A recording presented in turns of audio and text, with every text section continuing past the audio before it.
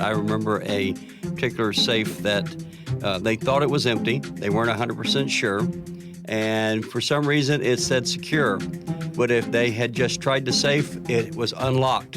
And someone had put the little open-close tag in the wrong. They're not my job. Welcome to Access Granted, a peek inside the real-life stories of physical security professionals. Now, here are your hosts, Justin, John, Ryan, Cody, and Brandon. Welcome back, everybody. We brought Cody back one more time just because we like the guy. Thanks for having me. You're welcome, sir. Thanks for employing me. Oh, no, hey, It's even been better. a heck of a ride. Just call us Goodwill. All right, so today... We're a special veteran. Yes, oh yes. Actually, you are a veteran, and so can you tell me what the GSA stands for? Government Services Administration. Are you sure it's not? Pretty sure. I don't even know what I said last I time, will but I say messed it that up. in my time in the Navy, I was in charge of quite a few keys for the Armory. So looking back, it was ironic that now I'm in charge of many keys. Here's a trivia question for anyone listening. You get 5 seconds. Anyone know when it was started and by who? 1949 by Truman. I'm so smart. You gave me 2. You gave me like 2 seconds. You said 5 seconds. You guys don't know how to count. I waited and waited before I had to blurt that out. So basically, yes, it is Government Service Administration, and a lot of it is, it does many, many things. I have a gal that she works for the GSA as a 13. She does contracting, but it is very different from the services that we provide through GSA. So, Ryan, what do you do for GSA? You're always starting off with me. You're always on my right, so I always look to my right and then I go left. Danny thinks you're pretty. Yes, that must be Handsome it. fella. Anyways, I mainly do all the safe and vault work that they have. They cannot remember a combo to save their lives. And Thank you. yes, Your I government. appreciate it. I Yes. do. I really appreciate it. Also, they have some really crazy restrictions on what you can and can't do with it, which makes it expensive, which makes it a good moneymaker. Yes, very good moneymaker. But it's a good amount of work when they forget the combo or somebody doesn't write it down correctly and I end up having to drill it. So I drilled their 5-drawer secret files. Containers. They don't What- call what them else? safes. They call them containers. Right, that's why. They're secret or above information or weapons containers or weapons vaults or security vaults. All require a specific type of That locking. map and plan. Yeah. Or yeah, any type of tech or even technology safes.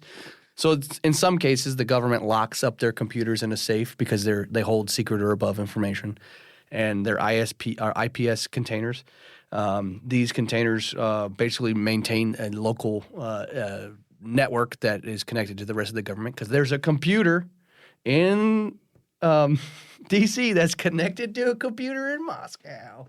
Sorry, that's a poor Blues Brothers 2000 reference. No one else but me and my brother Ryan would ever get that because we're the only ones that watched it. It was pretty bad. Two buys on Amazon. No, they. So we have to drill those open or service them or maintain the lock or put a new one on when it's broken. Right, because honestly, the biggest reason those type of locks fail is a installation problem. Like somebody failed to Or a combination change problem. or a combination change problem. Usually, those locks will not just create their own problems and stop working. Usually, it is from the factory install, from being upgraded, since it's been on a container or a door. That is what causes the majority of the problems because they find these contractors or anybody else that is not certified to actually work on those locks to come and install the new ones, and then they fail. There's a gray area with installation that allows them to have somebody who's doing a contract work to install something that's already been put on or to swap it out, and that's where a lot of the failures come through. And I think Cody can attest to this because you've been on several of these calls with Ryan. How easy is it to get into these things? How fun is it? I would say it's the least easy and probably least fun based on the swearing that I've heard Ryan utter. I've been part of the install team on some of those, and just the procedure that goes into putting this lock together. Like they send you with your own little saw to saw a metal tube. You have to do your own arts and crafts to put this lock together. It's built pretty well. Right. One of the other things that Ryan and Justin do under GSA is they're certified to actually recertify the container. In other words, if a modification is made, or if the container is a certain age period, or the locking hardware is changed out, then you have to do what they call recertification. Or if the container is found to have some type of modification that was not done to spec. Right. So then they take and they have a bunch of paperwork they fill out, and they're authorized to say, yes, this security container can be reused or has to be discarded. And if it's found to be wanting, it has to be, we can rip that secret sticker off of it and say not for secret or above use. Other than that, it's just a standard filing cabinet with a lock. First off, let's start off with like, what is GSA? What did you guys have to do to get certified to become a GSA? Because it is through government and there's all sorts of regulations, background checks and all that. What did you have to do before you even could go to class to get certified for that? So there's only 2 schools, we'll say, education centers in the world that can give out the certification saying that you are a GSA safe and vault technician, or even their skiff doors. But there's only 2 schools or education centers in the world that can do that, and that would be Lockmasters in Kentucky and Maryland now, yes. But they're still Lockmasters. And the other one would be Mark Bates MBA. So MBA, Mark Bates of America, I think is what it stands for. I went to the Lockmasters course. Justin went to the MBA course. Just to kind of round it out and see the differences in the schools. Where did you have to go for yours, Justin? I went to Nicholasville, Kentucky at Mark Bates Association. Oh, you did go to Kentucky? Did you go to Kentucky for yours? At the time, that was the only location available. Okay. Both of them located in the same town in Kentucky. Oh, well, that But makes it easy, I guess. It's a 2-week course of nonstop tearing apart these safes, putting them back together, doing the locks, death by PowerPoint, installing locks, doing recertification tests, see why certain locks and containers would fail. And we also broke down all the regulations, why they're important, why they're needed, and why they're used to lock up the secret information. So when, of course, when we have our certified locksmith register test and everything, obviously you guys had to pass a test to get certified. Yeah, I had the best Was that another score in the 100, 200 question test, or what is that like? I don't know if they had the exact same test because they're allowed to build their own classes and then they're approved by the government. Mine was a 150 question test plus a practical. Yeah, for some reason I think mine was 100 or 125. And then it was you had so many hours to inspect X amount of containers, and then you couldn't miss anything. Now, a lot of these guys, we got back into it because a lot of the government agencies were calling us. The reason we got certified, and it's very rare for an actual non-governmental locksmith to get certified, was because what happens is a unit or a administration or like IRS or anyone has to have somebody who's certified to change the combinations. Their government sends their people there all the time, in and out, FBI, IRS, any of the lettered agencies plus the military. And what happens is these individuals have no experience in servicing safes, but they get this certification because the unit says or the department says that they need one. We need somebody certified. And what happens is these individuals, they go to class for 2 weeks, and then 4 years down the road, they get called to change a combination or to install a new lock, and they're like, we don't know what we're doing. And what happens a lot of times is they have somebody who's not certified come out and try to do it. And then they have to call us to open it and then recertify the container and then by fixing it and or to defeat the lock, which is a very labor intensive, like Cody was saying. The nice thing is sometimes they have, because of where these safes are located, they have us lock our phones and secure things because we can't even go in there with our watches or our phones because there's some stuff that's getting discussed or in the area that that there's too many things to pick up. And one of the reasons we got into doing this is we had calls for it. But then because we had calls for it and we were doing installations on vault doors and everything, we also went and got our certification in what's called a skiff door, where the room itself that houses these containers or where you're discussing secret or above information. And we can now not only are certified in defeating that lock, but we're certified installing the door that meets certain governmental regulations to be mounted on the outside of that specific room. Right. And one of the things about a skiff door is that it has to meet during installation certain acoustical levels. And that came by because apparently, and there's just a lot of rules, the Chinese had figured out a way to put something on the outside of the door and record the vibrations and then know what was being discussed. But yeah, GSA Safe and Vault Technician is only one part of how we work with governmental agencies. We also sell directly to the government in large procurements if they should want or do their key systems. And we also do, and most recently, a fair amount with several government agencies with their intrusion detection systems or alarms. Yeah, and when we talk about the intrusion protection, the government, whether it be the IRS or any of the other weapons rooms and so forth for the government, they have specific requirements of exactly what can be installed and how it can be installed. So one of the things we've done is like if you take one 3-letter agency requires that you can only use Bosch, and you can only use a particular Bosch piece of equipment, for the intrusion, and you can only use certain door contacts and so forth. So we had to go get certified in actually installing all that, doing it, then actually doing several test jobs for the unit to actually look at how we actually did our work. Yeah, and so far, luckily, shout out to our local contractors for Iowa, Nebraska, and Illinois, and Minnesota, and Kansas, Brian and Matt. They've done a really good job of working with us, but they also make sure that we maintain the standard that they're looking for. The intrusion detection systems are a fun one to do, and we find ourselves in a weird predicament where we're being told by the government that we're too cheap at what we're doing, and we're charging fairly well. And it comes down to you see a lot of government waste, and then it's a big headline now. But we find ourselves in a position where we want to do. It's our taxpayer dollars that is being spent on these projects, and we're trying to be as accurate as possible. And so far, we've been pretty good.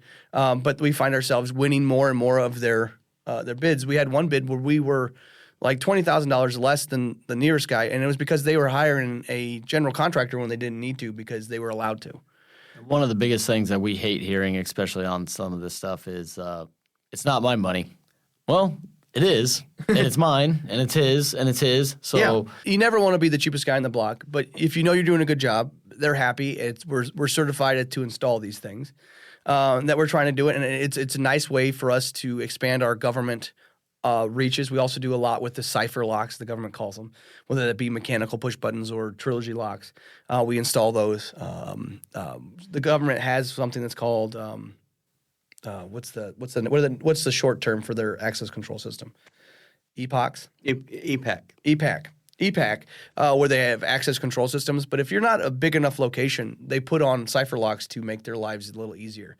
And as we go, I know Cody's installed a bunch of them here for the IRS here locally, and then even up to Cedar Rapids, and we've done some in Waterloo, and then Omaha, and Norfolk, and Sioux City, and Mankato, and Wausau, Wisconsin. So, I mean, our footprint is growing when it comes to that. We're not just the local J&J that was of 50 years ago. Well, and that was going to answer my next question is, since it's federal and you're certified, that allows you to work in any all across the country with that, right? You're not stuck to your local state or anything. You can move to do a job anywhere in the country off of your GSA certification? I can only speak for the safe and vault technician. Justin will have to speak for the other. But yes, I could go to anywhere that it has an American flag, and I could work on those there because people go overseas to do the stuff that I do here. And if you're listening and you're part of the GSA and you need some containers in Hawaii fixed, Italy, I'll go back to Germany. Japan would be a fun one. South Korea. We will gladly give you a bid.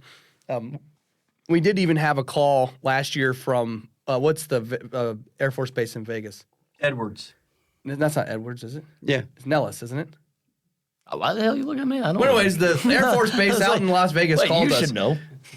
Wasn't in the Air Force. He was in the Navy. Yeah, well, there's no boats in Vegas. Same Well, thing. first off, Same just thing. so They everybody don't carry knows, guns. none of us was in the Air Force. Yeah. Anyways, we got a call from them wanting us to open some containers, and we gladly said we'll give you a bid, but here's a list of a qualified contractor that we know that's closer. But now that we've expanded some of our range and we're doing 5 states here, if you have those they were building. We were taking the skiff door class. They were building some stuff in Poland. Which we now know why they're doing that with the Ukraine war and everything else. And they needed a certified contractor to install those doors. And we said, please call us. We will come out, we will install those doors, and I will visit Eastern Europe. But it's a good opportunity for us. I think it's a good way for us to give back to the government and, not spend the taxpayer dollars on a ton of waste because we know what we're doing. We can get in, we can get it out. And it's a fun time. It's unique to be able to say some of these scenarios that we get ourselves in. Now, some of it we can't talk about where we're at or where we've been, but it is a unique skill set that nobody else in Iowa we know for sure has. There's a couple guys in Chicago area that have the GSA certification. One of the other things that we've done is I have actually passed the Army Physical Security course, and I've taken the comprehensive security course with Lockmasters. Matter of fact, I was the only civilian in the whole course. Everybody else was government. And that class allows you to assess the security from the security envelope of any governmental building or just any building in general. It gives you a good set of, hey, this is how we're going to look at it from the government's standpoint. Okay, so we kind of talked about all the serious and regulations and what it takes and everything, but what's some wild shit that you guys have seen doing some of that military stuff? What have you found in any containers or had, what's a story? Give me a story. Well, one of the stories we had was many years ago, I had to drill a Medico lock on a storage container. Back then, we didn't have the X10s and so forth. And when I got over to do it, I had a guy who was sitting right over my shoulder. And as I'm drilling it, because he's telling me, oh, I was told you couldn't drill these, and there's no way to defeat it by drilling it. So I drill it, and he takes and scrapes up every piece of shavings and every part from that lock that I drilled and put it in an envelope. And he was taking it back with him to D.C. so they could see how I defeated it. Yeah, And 90% of the safes that we open are empty. That's what I was going to say. How many times, if you can't tell me what's in it, how many times can you tell me it's been empty? Yeah. It sounds like more often than not. Yeah. Oh, yes. And the other thing is, it is ridiculous. So the government has this really weird rule, and it's not a bad rule when it comes to security, but you can't write the combination down. And 99% of the time, it's because we have to open these up because the guy who had the combination retired. Yes, that's exactly it. He retired. Nobody knows the combination. And in some cases, if the paperwork was done correctly and we know the serial number, we can find what the combination was. But you cannot write that combination down and keep it. It has to be memorized. So most of the time, sorry, I'm beating the table here because it flabbergasts me because they give it to one guy. He's had the same combination for 5-10 years, and horrible OPSEC at that point. But he gets into it. He retires. Nobody ever got the combination from him. Cody, are you ready to go to GSA certification? Born ready. Send me away. All right. Would you Is rather this go? actually military boarding school? Or? It's a reform school. Okay. It's what's that? I'm ready to do what I can for you guys and my country. Beautiful. They'll be happy to hear you're back on board. When you guys actually talk about that, I remember a particular safe that they thought it was empty. They weren't 100% sure. And for some reason, it said secure. So since they didn't know the combination, they never even tried it. But if they had just tried the safe, it was unlocked. And someone had put the little open-close tag in the wrong. Not my job. But, well, guys, I think we're going to wrap it up for today. Join us next time for a whole new range of topics and maybe a new special guest. Cody, you were great. Thank you for joining us, sir. Good to see you guys. I'll see you back in the field. All right. Be back at the shop on Monday, sir. When you talk, you sound like you're hosting Easy Listening after 9. You guys told me this was the ASMR podcast. I don't know what that is, but Now I'm picking a lock. As Brandon always says, go to jjlocks.com for more information or see us at 1304 West 4th Street in Davenport. Thanks for listening to Access Access Granted, a podcast by J&J Access and Security in association with TAG. For more information about J&J Access and Security, visit jjlocks.com.